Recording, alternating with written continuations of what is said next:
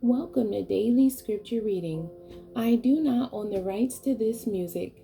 Ezra chapter 5, this is the Amplified Version. Temple work resumed. Now when the prophets Haggai, the prophet, and Zechariah, the grandson of Iddo, prophesied to the Jews who were in Judah and Jerusalem in the name of the God of Israel, whose spirit was over them. Then Zerubbabel, the son of Shealtiel, their heir to the throne of Judah, and Jeshua the son of Jozadak arose and began to rebuild the house of God in Jerusalem. And the prophets of God, Haggai and Zechariah, were with them, supporting and encouraging them. At that time, Tattenai, the governor of the province on the west side of the Euphrates River, and Shethar-Boznai and their colleagues came to them and said, "Who issued you a decree and authorized you to rebuild this temple and to restore this wall shrine?" Then, accordingly, we told them the names of the men who were reconstructing the building.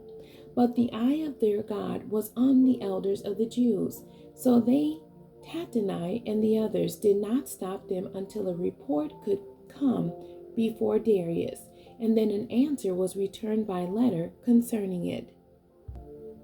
Adversaries write to Darius. This is a copy of the letter that Tattenai, governor of the province west of the Euphrates River, and Shethar-Boznai and his associates, the officials who were west of the river, sent to Darius the king. They sent a report to him in which it was written, "To Darius the king, all peace. Let it be known to the king that we have gone to the province of Judah, to the house of the great God. It is being built with huge stones, with beams laid in the walls, and this work goes on with diligence and care, and is succeeding in their hands." Then we asked those elders who issued you a decree to rebuild this temple and to finish this structure. We also asked them their names so that we might notify you and so that we might record the names of the men in charge. They replied, "We are servants of the God of heaven and earth and are rebuilding the temple which was erected many years ago, which a great king of Israel built and finished. But because our fathers provoked the God of heaven to wrath, he handed them over to Nebuchadnezzar, king of Babylon, the Chaldean, who destroyed this temple and exiled the people to Babylon. But in the first year of Cyrus, king of Babylon, the same King Cyrus issued a decree to rebuild this house of God. Also the gold and silver utensils of the house of God, which Nebuchadnezzar had taken from the temple in Jerusalem and had brought into the temple of Babylon, King Cyrus took from the temple of Babylon and had them given to a man whose name was Sheshbazzar, whom he had appointed governor.